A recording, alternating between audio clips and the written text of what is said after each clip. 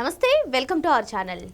TTD కల్తీ నెయ్యి కేసులో సుబ్బారెడ్డి చెప్తున్న మాటలన్నింటినీ కూడా ప్రజలు ఏ విధంగా చూస్తున్నారు? యాజ్ ఎ సీనియర్ జర్నలిస్ట్గా సత్యమూర్తి గారు అబ్జర్వ్ చేసినటువంటి పాయింట్స్ అన్నీ కూడా వారిని అడిగి తెలుసుకునే ప్రయత్నం చేద్దాం. సార్ నమస్తే. సార్ నమస్కారం అండి. సార్, టీటీడీ కల్తీ నెయ్యి కేసులో మీరు కూడా చూసే ఉంటారు, రోజుకొక మాట మీడియా ముందుకు వచ్చేసి కల్తీ జరిగింది వాస్తవమే అని చెప్పారు. తర్వాత అసలు పిఏ, ఆయన పిఏ చిన్నప్పన్న అసలు నాకు పిఏ కాదని చెప్పారు. తర్వాత చిన్నప్పన్న గురించి చాలాసార్లు చాలా రకాలుగా మాట్లాడారు. CFTRI రిపోర్ట్ నేను చూడలేదని చెప్తున్నారు. మొత్తానికి వైవి సుబ్బారెడ్డి చేస్తున్నటువంటి కామెంట్స్ కానివ్వండి, ఆయన మాట్లాడుతున్న మాటలన్నింటినీ కూడా ప్రజలు ఏ విధంగా రిసీవ్ చేసుకుంటున్నారు? అంటే నేను అబ్జర్వ్ చేసినంత వరకు కూడా అంటే YSR Congress party as a whole ఇప్పుడు చాలా ప్రాబ్లమ్స్లోకి వచ్చేసింది. ఎందుకు అంటే మొత్తం ఈ తిరుపతి లడ్డూ విషయంలో వాడిన నెయ్యి మొత్తం అంటే అందులో కెమికల్స్ ఎక్కువ ఉండటం, మనిషి తినకూడని పదార్థాలు అందులో కలవటం, జంతుకు అవశేషాలు, వృక్ష సంబంధిత కొవ్వు అవశేషాలు అవన్నీ తక్కువ మోతాదులో ఉన్నాయి అని చెప్పటం, ఇవన్నీ కూడా వెంకటేశ్వర భక్తులకే కాకుండా హిందువులందరికీ కూడా ఆగ్రహం తెప్పించింది. దీని మీద వైఎస్ఆర్ కాంగ్రెస్ పార్టీ కొంచెం సైలెంట్గా ఉన్నట్టయితే అదొక విధంగా ఉండేది. అంటే సైలెంట్గా ఉంటే అంటే తెలుగుదేశం, జనసేన, బీజేపీ కూడా ఇంత అగ్రెసివ్గా వాళ్ళు కూడా వివరాలు చెప్పేవాళ్ళు కాదు బయటికి. దాంతో ఏమవుతుంది, సిబిఐ సిట్ ఇచ్చిన ఛార్జ్షీటు అది లీగల్గా నడుస్తూ ఉంటుంది, కోర్టులో నడుస్తూ ఉంటుంది. అంటే ప్రజల్లో ఇంత చర్చకు వచ్చేది కాదంటారా? చర్చకి అంటే చర్చ తగ్గేది. ఏదో ఒక కల్తీ జరిగింది, ఆ కల్తీ మీద సిబిఐ సిట్టు వేశారు సుప్రీంకోర్టు వారు. ఆ సిబిఐ సిట్టు వాళ్ళు ఛార్జ్షీట్ ఇచ్చారు, కోర్టులో కేసు నడుస్తున్నది అన్నంత వరకు ఆగిపోయి ఉండేది. కానీ జగన్మోహన్ రెడ్డి, ఈ వైవి సుబ్బారెడ్డి వాళ్ళ అతి తెలివితేటలను ఉపయోగించి వాళ్ళు ఏం చేశారు అంటే చంద్రబాబు నాయుడు క్షమాపణ చెప్పాలి అని మొదలుపెట్టారు. ఆ మొదలుపెట్టే క్యాంపెయిన్ కూడా ఏం చేశారు అంటే పార్టీ పరంగా తీసుకుంటే ఎట్లా ఉండేదో నాకు తెలియదు, కానీ పార్టీ పరంగా తీసుకోకుండా కొంతమంది క్రైస్తవ మత పెద్దల ద్వారా తీసుకున్నారు. ఆ క్రైస్తవ మతానికి సంబంధించిన వ్యక్తులు ఈ కల్తీ లడ్డు విషయాన్ని ఎక్కువ ప్రచారం చేయటం మొదలుపెట్టారు. దాంతో ఏమైపోయింది అంటే హిందువులందరికీ కూడా ఇదేంటి, ఇతను క్రైస్తవుడు కదా, ఇతను ఇంత ఫ్రీగా మన తిరుమల తిరుపతి దేవస్థానంలో జరిగిన విషయాల్ని ఇతనికి ఏం సంబంధం, ఇతను ఎందుకు మాట్లాడుతున్నాడు అంటే జగన్మోహన్ రెడ్డి క్రైస్తవుడు కాబట్టి తన క్రైస్తవ సంఘాలన్నింటినీ వదిలాడు మార్కెట్లోకి అన్న మెసేజ్ ఎక్కువ డ్యామేజ్ చేసింది. జగన్మోహన్ రెడ్డి క్రైస్తవుడు కాబట్టి క్రైస్తవ సంఘాలన్నీ జగన్మోహన్ రెడ్డిని సపోర్ట్ చేయటానికి చంద్రబాబు నాయుడు క్షమాపణ చెప్పాలి, చంద్రబాబు నాయుడు క్షమాపణ చెప్పాలి అన్న విషయాన్ని ముందరికి తీసుకెళ్తున్నాయి. లడ్డూలో జంతు కొవ్వు లేదు అని సిబిఐ సిట్టులో క్లియర్గా ఉన్నా కానీ దాన్ని లేదు లేదు లేదు లేదు అని చెప్పే ప్రాసెస్లో ఈ క్రైస్తవ సంఘాలన్నీ యాక్టివ్గా పార్టిసిపేట్ చేయటంతో మొత్తం ఇదంతా జగన్మోహన్ రెడ్డి హిందూ మతం మీద చేస్తున్న కుట్ర అనేది ఫ్యాక్ట్ ఎస్టాబ్లిష్ అయిపోయినది.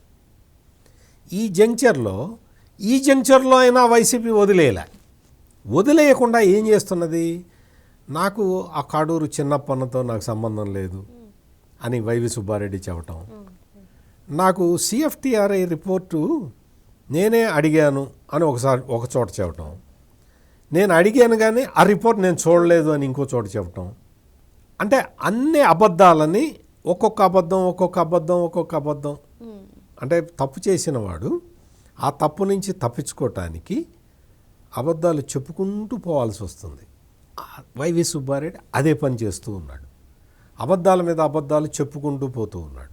ఈ రోజున వెల్లడైన విషయం ఏంటి అంటే ఒక అజ్ఞాత భక్తుడు నెయ్యిలో కల్తీ జరుగుతున్నది, మీరు తిరుమల తిరుపతి దేవస్థానానికి సంబంధించి మీరు ఆహ్వానించిన టెండర్లలో పార్టిసిపేట్ చేస్తున్న వాళ్ళు కల్తీ నెయ్యి మీకు ఇస్తున్నారు అని ఒక అజ్ఞాత భక్తుడు ఒక లెటర్ రాశాడు.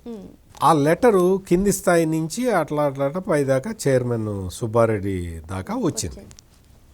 సుబ్బారెడ్డి ఏం చేశాడంటే కింద నుంచి వచ్చింది కదా, చించి బుట్టలో పడేయడానికి వీలు లేదు. దాంతో ఏం చేశాడంటే 2022 సంవత్సరం మే 22వ తారీఖున దాని మీద ఆర్డర్ రాశాడు. దీన్ని సిఎఫ్టిఆర్ఐ మైసూర్ పంపించండి అని చెప్పి టెస్ట్ చేయించండి అని. Okay sir.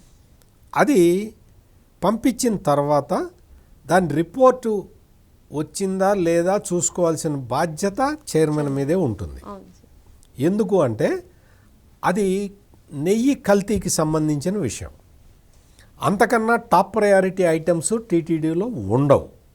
ఎంత నువ్వు చైర్మన్, నువ్వు ఎంత బిజీగా ఉన్నా, నువ్వు జగన్మోహన్ రెడ్డికి, ఆనాటి ముఖ్యమంత్రి జగన్మోహన్ రెడ్డికి సొంత బాబాయ్ అయి ఉండి పార్టీ బాధ్యతలన్నీ నీ మీదే ఉన్నా, పార్టీకి సంబంధించిన ఫైనాన్సెస్ అన్నీ నువ్వే ఖర్చు పెట్టాల్సిన బాధ్యత నీ మీద ఉన్నా, నీ కుమారుడు కాకినాడ సెజ్ని, కాకినాడ పోర్టుని గన్ పాయింట్లో స్వాధీనం చేసుకోవడంలో బిజీగా ఉన్న, అటువంటి కార్యక్రమాల్లో బిజీగా ఉన్న తిరుమల తిరుపతి దేవస్థానం చైర్మన్గా నీ ఖచ్చితమైన బాధ్యత, నువ్వు నిర్వర్తించాల్సిన బాధ్యత సిఎఫ్టిఆర్ఐ రిపోర్టు ఏమొచ్చింది అని చూడాలి.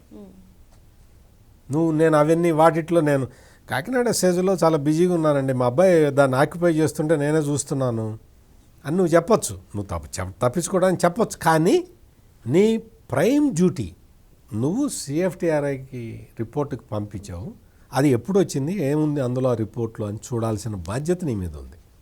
నేను చూడలేదు అని అబద్ధం చెప్పావు కదా. సిబిఐ ఫైల్ చేసిన ఛార్జ్షీట్లో ఒక విషయం చాలా స్పష్టంగా ఉంది. ఏంటి అంటే అక్కడ ప్రొక్యూర్మెంట్ జిఎం, ఈ గోడౌన్లు ఇన్ఛార్జి, వీళ్ళు సిఎఫ్టిఆర్ఐ రిపోర్టు వచ్చిన తర్వాత 2-3 సార్లు సుబ్బారెడ్డి కోసం ప్రయత్నం చేశారు. ప్రయత్నం చేసిన తర్వాత ఫైనల్గా ఆగస్టు నెలలో, నువ్వు రిపోర్టు పంపింది మేలో, ఆగస్టులో వీళ్ళు వెళ్ళి రిపోర్ట్ వచ్చింది సార్, మీరు ఒక్కసారి చూడండి, ఇందులో కల్తీ ఉన్నది, నెయ్యి కల్తీ జరిగింది అని రిపోర్టులో ఉన్నది అని వాళ్ళు స్పష్టంగా నీకు చూపించారు. అక్కడికి వెళ్ళటానికి ముందు జిఎం ప్రొక్యూర్మెంట్ ఎవరైతే ఉన్నాడో ఈ వ్యక్తి, ఆ సైంటిస్టులు ఎవరైతే బోలేబాబా డైరీని ఇన్స్పెక్ట్ చేసి వచ్చారో ఫిజికల్గా, ఈ డైరీ ఎక్స్పర్ట్స్ అంటే పాడి పరిశ్రమ ఎక్స్పర్ట్స్, నిపుణులు, వాళ్ళతోటి కూడా సిఎఫ్టిఆర్ఐ రిపోర్ట్ గురించి డిస్కస్ చేశాడు. డిస్కస్ చేస్తే ఆ సురేంద్రనాథ్, కులకర్ణి వీళ్ళందరూ ఉన్నారు కదా, వీళ్ళతోటి డిస్కస్ చేశాడు. ఆ మద్ది భాస్కర్ రెడ్డి వీళ్ళతోటి డిస్కస్ చేస్తే వాళ్ళు ఇందులో మరి కల్తీ ఉన్నది కదా, మరి ఒకసారి చైర్మన్ గారికి చెప్పండి అని చెబితే ఆ రిపోర్ట్ ఏంటో తీసుకొని చైర్మన్ సుబ్బారెడ్డి దగ్గరికి జిఎం ప్రొక్యూర్మెంటు, ఈ గోడౌన్ల ఇన్ఛార్జి వెళ్ళి చెప్పారు. చెబితే ఇదంతా కూడా సిబిఐ ఛార్జ్షీట్లో క్లియర్ కట్గా ఉన్నది. అంటే సుబ్బారెడ్డి చెప్పింది తప్పు, నేను ఆ రిపోర్ట్ చూడలేదు అని చెప్పిన మాట తప్పు.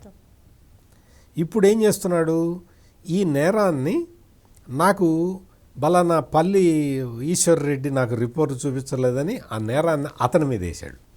అతను చిన్న ఎంప్లాయీ, అతను ఎవరు అంటే చెవిరెడ్డి భాస్కర్ రెడ్డి రిలేటివ్ అతను. ఈ మధ్య ఇతను ఉన్నాడు కదా విజయభాస్కర్ రెడ్డి, ఇతని మీద వేశాడు. కాడూరి చిన్నప్పన్న ఉన్నాడు కదా, ఆ కాడూరి చిన్నప్పన్నకి నాకు సంబంధం లేదు అంటే సుబ్బారెడ్డి తన తప్పుని కప్పిపుచ్చుకోవటానికి, తన దగ్గరికి ఉద్యోగానికి వచ్చిన, తన దగ్గర ఉద్యోగం చేస్తున్న తన మనుషుల్ని, తన రిలేటివ్స్ అందరినీ బలిపెట్టాడు. వాళ్ళందరినీ పణంగా పెట్టి తోసి వాళ్ళందరినీ తను సేఫ్ అయిపోతున్నాడు. అంటే సార్ స్టార్టింగ్ నుంచి కూడా అంత అధికారులే చేశారని చెప్తున్నారు. మీరు చెప్పినట్టుగా కూడా చిన్న ఉద్యోగుల మీద నువ్వు ఎవరైనా, నీకు మానవత్వం అనేది ఉండాలి కదా. అయ్యో వీడు మనల్ని నమ్ముకొని వచ్చాడే, వీడికి మనం అన్యాయం చేస్తున్నామని. నో, మనకి ఇంపార్టెంట్ అంతే తప్ప మానవ సంబంధాలు. ఈ పాయింట్ నేను ఇంత విడమర్చి ఎందుకు చెప్తున్నానంటే, వైఎస్ఆర్ కాంగ్రెస్ పార్టీలో ఇప్పుడు వీరంగం వేస్తున్న లీడర్లందరూ కూడా గుర్తుపెట్టుకోవాలి, ఈ విషయాన్ని గమనించాలి.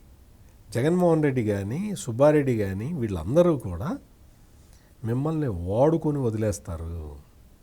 అంబటి రాంబాబు విషయంలో అతని కులాన్ని వాడుకుంటున్నారు, జోగి రమేష్ విషయంలో అతని కులాన్ని వాడుకుంటున్నారు. అంటే కులం అడ్వాంటేజ్ ఉంది కాబట్టి వాడుకుంటూ ఉన్నారు. మీతోటి అడ్వాంటేజ్ లేకపోతే తీసి పక్కన పడేస్తారు. ఏం బోరుగడ్డ అనిల్ ఏం చెప్పారు, ఆడికి మాకు సంబంధం లేదని చెప్పారు, చెప్పించారు. మొత్తం అధికార ప్రతినిధులు అందరూ చెప్తూ ఉన్నారు.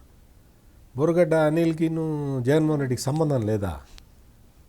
సంబంధం లేకపోతే అతను అన్ని దందాలు ఎట్ట చేస్తాడు? అంతమంది దగ్గర డబ్బులు వసూలు చేయటం, ఇటువంటి కార్యక్రమాలను ఎట్ట చేస్తాడు? అందరినీ చంపేస్తానని ఎట్ట మాట్లాడతాడు?